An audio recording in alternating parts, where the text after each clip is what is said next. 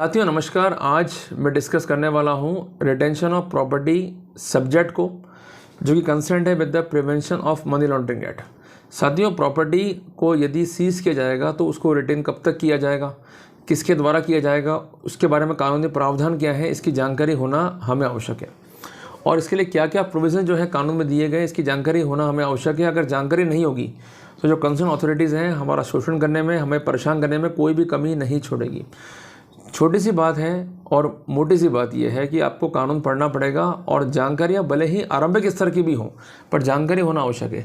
अगर आप कानून को पढ़ोगे, समझोगे, तो आप रेसिस्ट करने की पोजीशन में होगे। मैं एग्जांपल लेता हूँ। मान लीजिए कोई आपसे कहता है कि मुझे आप 5 रुपये दो, तो आप क्वेश्चन करते हो कि मैं आपको 5 रुपये क्यों दूँ। पर अगर यही बात कोई अथॉरिटी कहेगी भाई रुपए दो, तो आप जो है रुपए देने को तैयार हो जाओगे। तो वहाँ पर आप रेसिस्ट नहीं कर रहे हो। उसका बेसिक कारण क्या है कि आपको लॉ नहीं आता है, आप अंडर फियर हो और आपको लगता है कि अथॉरिटी अगर कोई एक्शन ले लेगी तो हमें कोई ट्रबल जो है हो सकता है। साथियों, हम सब जो है ईश्वर के बनाए हुए बंदे हैं। हम सब की पोस्ट डेजिग्नेशन समझ जो है अलग अलग है। साथियों, भले ही बीरबल राजा नहीं बना, पर सारी की सारी गाइडलाइंस जो है अकबर की वो बीरबल ही तय करता था। क्लियर है बात ये। तो राजाओं का अभिप्राय ये नहीं है कि आप सब कुछ जानते होंगे। तो आज स्टेट की बनाई हुई एजेंसियां ये मान के बैठती है कि हम सब कुछ जानते हैं और हम आपका बहुत कुछ उखाड़ सकते हैं, तो ये बहुत बड़ी गलतफहमी में वो लोग जी रहे हैं। कई बार जल्दबाजी में कार्रवाई करने से कुछ ऐसी कमियां, कुछ ऐसी खामियां प्रोसीडिंग में रह जाती हैं जिसका फ़ायदा जो है वो डिफेंस को मिलता है। तो अगर आप गलत नहीं हो, अगर आपने कोई अपराध नहीं करा है, तो आपको डरने की ज़रूरत नहीं है। पर जो लोग गलत कर रहे हैं या गलत तरीके से आपकी प्रॉपर्टी को रिटेन कर रहे हैं, तो प्रॉपर्टी को मुक्त कैसे करना है, कितने टाइम में मुक्त कर पाएंगे, इसके लिए कानूनी प्रावधान क्या है, इसकी जानकारी हर इंसान को होनी चाहिए ताकि वो अपने राइट्स को ईजिली जो है वो स्टैंड बाय कर सके। साथियों, टॉपिक काफ़ी इंपॉर्टेंट है। एक कॉपी लेके बैठिए, एक पेन लेके बैठिए, जो कुछ बता रहा हूँ उसको नोट डाउन करते हुए चलिए, ताकि चीज़ों को हम समझेंगे तो काफ़ी जो है हमको उस पर वर्कआउट करने में जो है आसानी रहेगी। टॉपिक काफ़ी लंबा है, वीडियो करीबन है 20 से 22 मिनट का अप्रॉक्सीमेटली। पर अगर बात राइट्स की है, बात समझने की है, तो वहाँ पर टाइम की कोई वैल्यू नहीं रह जाती है। तो साथियों, शुरू करता हूँ आज का प्रेजेंटेशन। साथियों, जैसे कि आप धारा 20 को देख रहे हैं स्क्रीन के ऊपर, सेक्शन 20 जो है ये कंसर्न है with the retention of the property. कानूनी प्रावधान में 3 बातें काफ़ी इंपॉर्टेंट है। पहली बात तो है कि वेयर एनी प्रॉपर्टी, कि कोई भी प्रॉपर्टी हो, इसको आप नोट कर लो, उसको सीज किया गया है, तो अटैचमेंट वर्ड को यहाँ पर हटा दिया गया है, केवल वर्ड पे जोड़ दिया गया सीजर के ऊपर। धारा 17 या धारा 18 PMLA के तहत या उसको फ्रोजन किया गया है सेक्शन 17 सब क्लॉज 1A के तहत।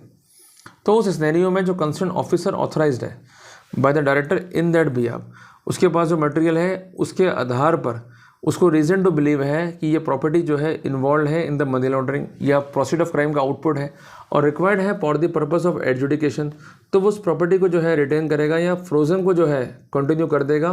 पर ये पीरियड जो है 180 दिन से ऊपर का नहीं होगा।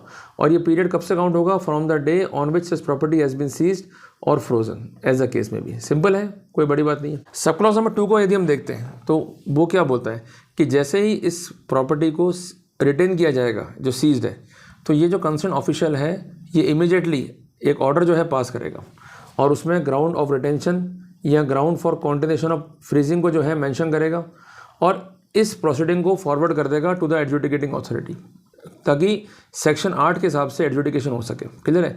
और उसके साथ साथ जो मटेरियल उसके पोजीशन में वो भी जो है फॉरवर्ड कर देगा।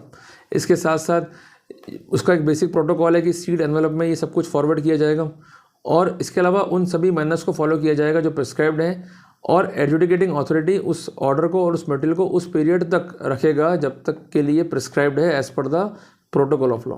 क्लियर है। और जैसे ये पीरियड जो है एक्सपायर हो जाएगा और फर्दर कोई ऑर्डर नहीं है रिटेंशन का या कंटिन्यूएशन ऑफ फ्रीजिंग का बाय द एडजुडिकेटिंग अथॉरिटी, इस मटेरियल को जो है वो रिलीज़ करना पड़ेगा।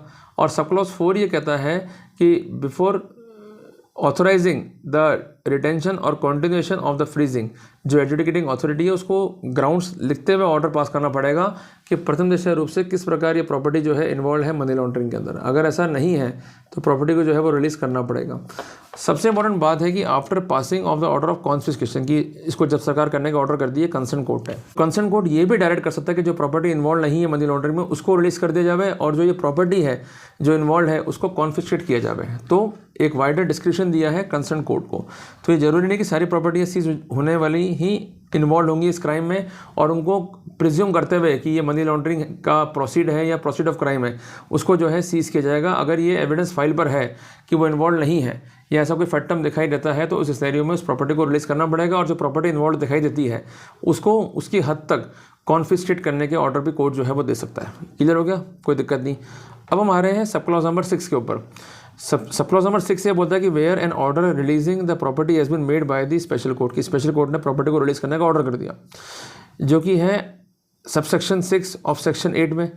और सबसे इंपॉर्टेंट बात है कि कोई प्रॉपर्टी को रिलीज करने का ऑर्डर किया है by the adjudicating authority under section 58B sub section 2A of section 60, तो जो डायरेक्टर है या जो ऑफिसर ऑथराइज्ड है by him in this behalf may withhold the release of any such property for a period of 90 days from the date of receipt of such order if he is of opinion that such property is relevant for the purpose of appeal proceeding under this act, कि अगर release करने का order कर भी दिए गए तब भी 90 दिन तक इस प्रॉपर्टी को होल्ड कर सकते हैं अगर ऐसा दिखता है कि ऑर्डर गलत है और अपील जो है वो की जानी चाहिए। पर ये कार्रवाई करते समय उस प्रॉपर्टी को सिर्फ और सिर्फ 90 दिन तक होल्ड किया जा सकता है जब तक कि कोई अग्रिम आदेश ना हो। अगर आदेश हो गए और वो ऑर्डर स्टे हो गया तो उसको होल्ड कर सकते हैं, पर अगर स्टे तब भी नहीं हुआ तो ऑर्डर हो जाने के 90 दिन के अंदर अंदर कोई अगर रेमेडी को नहीं मिलती है हायर कोर्ट से, तो उस प्रॉपर्टी को जो है रिलीज़ करना होगा, जो कि विद होल्ड करने के या उसको रिलीज़ करने के जो है ऑर्डर कॉम्पिटेंट कोर्ट ने पारित किए। तो कुल मिला के हम धारा 20 को देखते हैं तो बहुत सिंपल सी बात है कि जो प्रॉपर्टी रिटेंड है उस संबंध में एक प्रॉपर ऑर्डर जो है वो रिकॉर्ड पर होना चाहिए। ऑर्डर करते समय क्या क्या बात ध्यान में रखनी चाहिए उसका भी जो है निवारण यहाँ पर है। अगर कोर्ट जो है उसको रिलीज़ करने का ऑर्डर करेगा या एडजुडिकेटिंग अथॉरिटीज़ को रिलीज़ करने का ऑर्डर करेंगे तो कब तक उसको होल्ड कर सकते हैं और प्रॉपर्टी किस प्रकार जो है इसको रिलीज़ करनी है कंसर्न अथॉरिटीज़ को जिनको डायरेक्शन दिए गए। बहुत सिंपल सी बात है, कोई इसमें अपने को रटने की जरूरत नहीं है। अब धारा 21 जो है यहाँ पर काफ़ी इंपॉर्टेंट है। धारा 21 क्या बोलती है इसको भी आप लिखें। धारा 21 बात करती है रिटेंशन ऑफ रिकॉर्ड को लेके। सेम चीज़ है, जहाँ वर्ड प्रॉपर्टी था वहाँ पर हो गया वर्ड रिकॉर्ड और कुछ भी चेंजेस यहाँ पर नहीं। साथियों हम आते हैं सेक्शन 22 के ऊपर।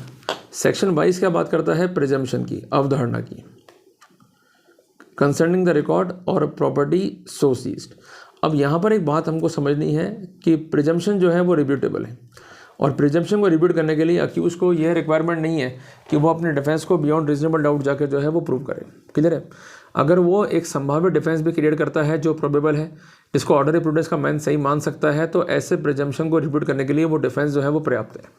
अब प्रिजम्पशन क्या कि वेयर एनी रिकॉर्ड और प्रॉपर्टी, कोई रिकॉर्ड है या कोई प्रॉपर्टी है, ये किसी व्यक्ति के पोजीशन में या कंट्रोल में मिलती है ड्यूरिंग द कोर्स ऑफ सर्वे और सर्च। ठीक है जी। तो उस सिनेरियो में ये प्रिजम्पशन लिया जाएगा। क्या प्रिजम्पशन लिया जाएगा कि वो रिकॉर्ड और प्रॉपर्टी उस पर्सन को बिलोंग करते हैं। उसके कंटेंट जो है बिल्कुल सही है, बट सब क्लॉज नंबर 3 थोड़ा सा बड़ा है। वो क्या बोलता है कि सिग्नेचर और जो उस रिकॉर्ड का पार्ट है purports to be in the handwriting of any particular person, कि जो कंसर्न पर्सन है ये उसकी हैंडराइटिंग या उसके सिग्नेचर में है। और ये भी अजम्पशन ले सकते हैं कि विच में reasonably be assumed to have been signed by और to be in the handwriting of any particular person और in that's person handwriting and in case of record stamped और एग्जीक्यूटेड और attached it was executed or attached by the person by whom it proposed to have been so stamped or executed or attached। कि अगर ऐसी स्थितियां हैं तो जिस व्यक्ति के द्वारा ये लिखा गया है, ऐसी एविडेंस है या साइन किया गया है, तो ये उसी व्यक्ति के द्वारा लिखा गया है, साइन किया गया है, ऐसा अज्यूम कर लेंगे। अगर कोई रिकॉर्ड है या वो प्रॉपर्ली स्टैम्प्ड है या एग्जीक्यूटेड है या अटैच्ड है, तो उस व्यक्ति के द्वारा ये एग्जीक्यूट है, स्टैम्प्ड है या अटैच्ड है, जिसके द्वारा ये होना चाहिए, ऐसा अजम्पशन जो है यहाँ पर लिया जाएगा। तो ये एक बेसिकली बातें ये है कि जो भी डॉक्यूमेंट सीज हो रहा है वो डॉक्यूमेंट जेन्युइनली उस व्यक्ति के द्वारा एग्जीक्यूटेड है या अटैच्ड है या स्टैम्प्ड है, जिस व्यक्ति के द्वारा या तो ये एग्जीक्यूट हुआ है या अटैच्ड हुआ है या स्टैम्प्ड हुआ है, और इसके अलावा जिस व्यक्ति के कब्जे से मिला है उस व्यक्ति ने उसको होल्ड कर रखा है और उस पर अगर कोई हैंड राइटिंग है या कोई सिग्नेचर है, अगर वो कहता है कि ये मेरी हैंड राइटिंग है या मेरा सिग्नेचर है, तो ये मान लिया जाएगा कि भाई आपकी हैंड राइटिंग है, आपका सिग्नेचर है। और आप ये कहते हो कि भाई किसी अन्य पार्टी का है और वो भी कन्फर्म करता है इस बात को, तो वहाँ पर भी अजम्पशन या प्रिजम्पशन जो है लॉ का ले लिया जाएगा। तो ये इतना रेलिवेंट फैक्टर नहीं है, बट एक जानकारी हमको होनी चाहिए कि अगर कोई डॉक्यूमेंट सीज हो रहा है तो उसका नेचर वाइज जब सीजर होगा और सीजर के बाद जब उसके बारे में अजम्पशन लिए जाएंगे, प्रिजम्पशन लिए जाएंगे, तो उसका कानूनी प्रोटोकॉल्स क्या होंगे। क्लियर हो गया अपने को, कोई दिक्कत तो नहीं, चल रहे हैं अपन आगे। अब कोई रिकॉर्ड जो है ये रिसीव हुआ है from any place outside India और ड्यूली ऑथेंटिकेट है by such authority or person, in the manner so prescribed by the PML act, तो स्पेशल कोर्ट या अपीलेंट ट्रिब्यूनल या adjudicating authority as a case may be shell presume, कि वो क्या presume कर लेंगे कि सिग्नेचर या इसके रिकॉर्ड का हर पार्ट उस व्यक्ति की हैंडराइटिंग में है या उसके द्वारा साइंड है जिसके बारे में अवधारणा ली जा सकती है, या अगर ये एग्जीक्यूट है या अटैच्ड है तो उस व्यक्ति के द्वारा एग्जीक्यूट है या अटैच्ड है जिस व्यक्ति के द्वारा इसका एग्जीक्यूशन या इसका अटैचमेंट जो है वो किया गया है। क्लियर है। और सबसे इंपॉर्टेंट बात यह है कि जो कंसर्न कोर्ट है या जो अथॉरिटी है वो एडमिट करेगी इस डॉक्यूमेंट को एविडेंस में, not standing anything that it is not duly stamped if such document is otherwise admissible into evidence, कि अगर डॉक्यूमेंट एडमिसिबल है तो भले वो ड्यूली स्टैम्प्ड नहीं है उसके बावजूद भी उसको एडमिट किया जाएगा एविडेंस के अंदर। तो ये एक इंपॉर्टेंट जो है यहाँ पर क्राइटेरिया जो है देखने को मिलता है अपने को। अब सेक्शन 23 जो है ये बात करता है प्रिजम्पशन इन इंटरकनेक्टेड ट्रांजेक्शंस। ये क्या बोलता है कि वेयर मनी लॉन्ड्रिंग इन्वॉल्व्स 2 और मोर देन 2 इंटरकनेक्टेड ट्रांजेक्शन, के 2 ट्रांजेक्शन हुए हैं और आपस में इंटरकनेक्टेड है, 1 और मोर से transaction is or are proved to be involved in money laundering, की और ट्रांजेक्शन में से कोई भी ट्रांजेक्शन जो है प्रूव्ड है और ऐसा लगता है कि इन्वॉल्व है in the case of money laundering, then for the purpose of adjudication or confiscation, की जो भी ज़रूरी है या तो एडजुडिकेशन हो या कॉन्फिस्केशन हो, तो उस सिनेरियो प्रिज्यूम किया जाएगा कि ये जो ट्रांजेक्शन रिमेनिंग है ये भी उस इंटरकनेक्टेड ट्रांजेक्शन का ही पार्ट है जब तक कि कॉन्ट्री प्रूव ना हो जाए, subject to the satisfaction of the concern trial court and the adjudicating authority. मान लीजिए कि कोई ट्रांजेक्शन है ABCDE करके और 2 ट्रांजेक्शन मिलते हैं मनी लॉन्ड्रिंग में इन्वॉल्व, और जो 3 ट्रांजेक्शन है भले वो इन्वॉल्व नहीं है बट इससे कनेक्टेड है, तो ये अज्यूम कर लेंगे कि ये ट्रांजेक्शन भी इससे इंटरकनेक्टेड है जब तक कि कॉन्ट्री प्रूव ना हो जाए, subject to the satisfaction of adjudicating authority or the special court. कोई दिक्कत वाली बात नहीं, सिंपल। साथियों अब जो है बात हम करते हैं धारा 24 की, ये काफ़ी इंपॉर्टेंट है, इसके साथ साथ जो है हमें पढ़ने की आवश्यकता भी है। बर्डन ऑफ प्रूफ क्या है कि in any proceeding relating to the proceed of crime, की कोई प्रोसीडिंग हो रही है PML एक्ट के तहत, तो उस सिनेरियो में इन the case of person charge with offence of money laundering, की कोई व्यक्ति जो है चार्ज है विद द मनी लॉन्ड्रिंग, तो जो अथॉरिटी है ये जो कोर्ट है, authority means the adjudicating authority, shall unless the contrary, कि जब तक कि कॉन्ट्ररी प्रूव नहीं होता है ये प्रिज्यूम कर लेंगे कि ये जो एलिस्ट प्रॉपर्टी है, ये जो एलिस्ट रिकॉर्ड है ये इन्वॉल्व है in the money laundering. Clear है। In the case of any other person the authority और कोर्ट में presume that such proceed of crime are involve in the money laundering. तो कुल मिला के छोटी सी बात यह है कि कोई प्रोसीडिंग हो रही है और कोई व्यक्ति जो है चार्ज हो गया है, तो उसके पोजीशन में जो भी मटेरियल है उसके बारे में अवधारणा ली जाएगी कि ये जो एलिस्ट पर्सन है, ये जो एलिस्ट प्रॉपर्टी है ये इन्वॉल्व है इन द मनी लॉन्ड्रिंग, और जो ये आउटकम है वो कॉन्सिक्वेंटल है concerning the proceed of crime. कुल मिला के धारा 24 से कहता है कि जो भी बात विरोध में है उसको साबित करने का भार उसके ऊपर है जिसके पोजीशन से ये आर्टिकल जो है रिकवर हुए हैं। अगर वो साबित नहीं कर पाता है, ऐसा कोई स्टैंड क्लियर नहीं कर पाता है, तो उसको मनी लॉन्ड्रिंग का प्रोसीड मानते हुए ही सीज किया जाएगा, उसके कॉन्सिक्वेंटल में जो कानूनी कार्रवाई है वो सुनिश्चित की जाएगी। क्लियर हो गया आपको। आज हमने धारा 20, 21, 22 और 23 को पढ़ा। धारा 20 क्या है, consent with the retention of property. धारा 21 क्या है, रिटेंशन ऑफ रिकॉर्ड। धारा 22 बात करती है प्रिजम्पशन की। धारा 23 बात करती है इंटरकनेक्टेड ट्रांजेक्शन की। और धारा 24 जो है बात करती है बर्डन ऑफ प्रूफ की, कि अगर ऐसा कोई एविडेंस फाइल पर है कि ये प्रॉपर्टी इन्वॉल्व है मनी लॉन्ड्रिंग में, तो कोर्ट ये अज्यूम कर लेगा भाई ये इन्वॉल्व है, पर ये इन्वॉल्व ना हो ये आपको प्रूव करना पड़ेगा subject to the satisfaction of authority और कंसर्न कोर्ट। तो कुल मिला के आज के अध्याय में हमने काफ़ी नॉलेज जो है गेन करी है कंसर्निंग दिस टॉपिक। तो उम्मीद करता हूँ कि आपको ये टॉपिक जो है पसंद आएगा। साथियों बेसिकली एक सीरीज़ है जिसमें कई वीडियो जो है मैंने रिकॉर्ड करी है कंसर्निंग द PML एक्ट, ताकि आपको चीज़ें जो है वो इजीली क्लियर हो जाए और आप इन कंटेंट्स का यूज़ लेते हुए अपनी नॉलेज को जो है इनहेंस कर सकें और जो कॉम्पिटिटिव एग्जाम से उसको इजीली जो है फाइट कर सकें। तो साथियों नेक्स्ट जो है हम डिस्कस करेंगे अपीलेट ट्रिब्यूनल की जो है पावर क्या है, उसको लेकर कानूनी प्रावधान जो है कानून में क्या है। साथियों मिलते हैं एक नए टॉपिक के साथ, तब तक के लिए जय हिंद, जय भारत।